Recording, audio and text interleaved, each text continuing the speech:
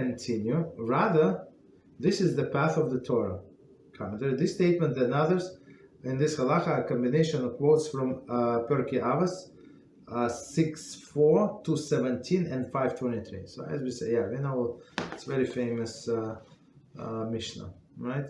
Rather, it's path of the Torah. Eat bread with salt, drink water in a small measure, sleep on the ground, live with difficulty and toil in Torah.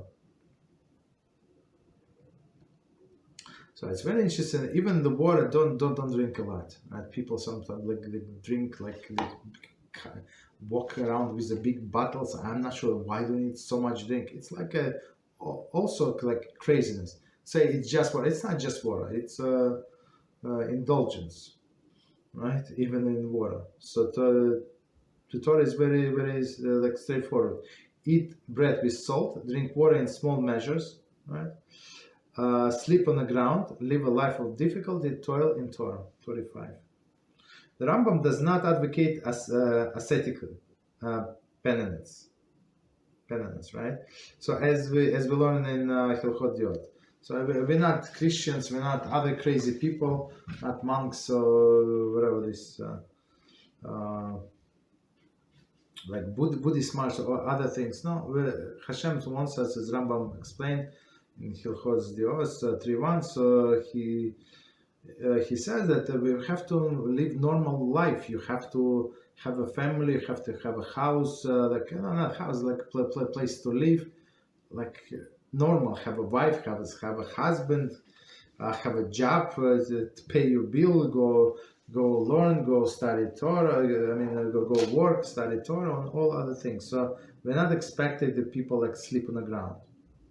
Nor does he necessarily stipulate that a life of difficulty.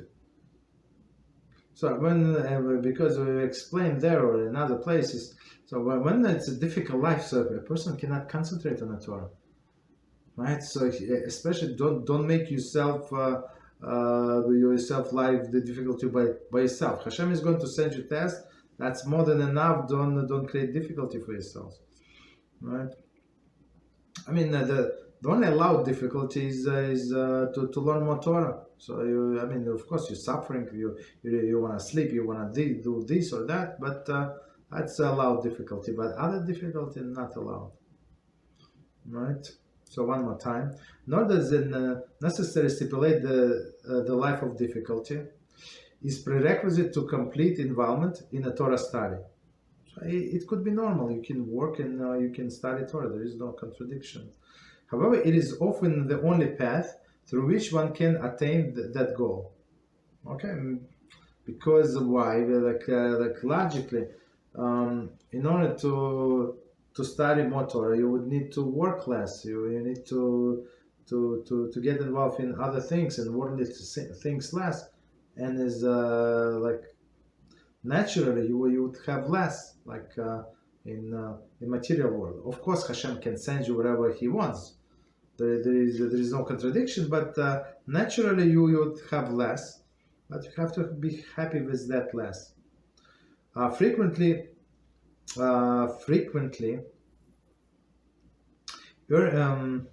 earning enough to live life of comfort takes so much time that one will not be able to devote himself from the Torah study in a fitting manner, right? Furthermore, like life of comfort, right? So people want, I don't know what they want. They want a bigger house, they want a bigger apartment and pool. I don't know what they want, helicopter, whatever they want. And of course, it costs more money. And now instead of living in like a few bedroom apartment, he has a huge mansion, and now he has to pay for the gardeners, and now he has to pay for a cleaning lady, and one is not enough, so it has to be a crew of 3 or 5 or 7. So and then he works. He needs more money to just to keep up with his luxurious lifestyle. Right? That's not a smart approach. Right? Furthermore, indulgence in the comfort often leads person to preoccupation with own needs and desires. So after one desires come another desire. So There is like non-stop, right? Suddenly he becomes faced with an entire host of necessities, necessity in double quotes, without which he cannot continue. So now he needs all of the luxuries. He needs to go all of these crazy places, vacations, spend I don't know, many thousands dollars just on a ticket on these crazy hotels, right?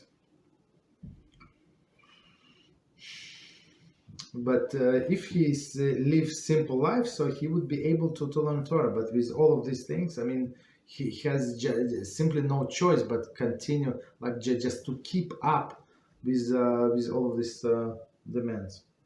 Continue. The task is not incumbent upon you to complete, nor are you too free to abstain from it.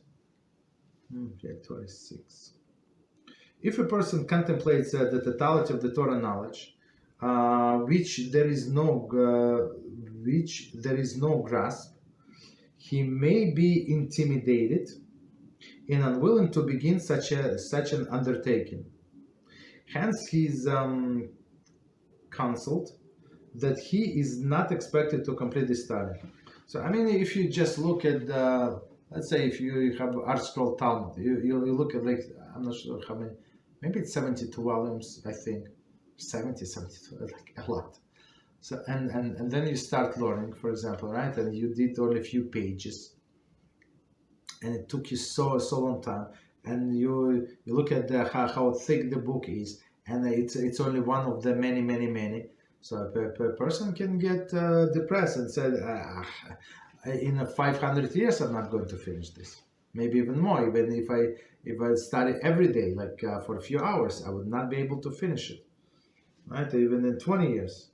So the Torah comes and tells us it's not upon you to complete it. Not these, not other things, but we strive to trying to complete for sure. But it's not our goal. Our goal is continue learning every day as much as possible. That's our goal. Okay, that's so it's I think it's big discount that HaShem tells. I'm not expecting you to complete this, and plus, as we said before, every person has his own talents, and after some trying, a person was trying for 5 years and did not work. Okay, so maybe you have to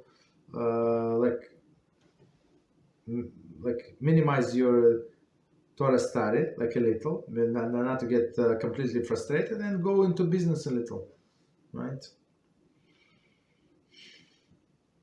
Not everybody are able to learn the whole day, or even 5 hours or 6 hours. Okay, that's understandable. The task is not incumbent upon you to complete, nor are you free to abstain from it. So just because you say I'm not that smart, so okay, don't. It does not absolve you from learning every day.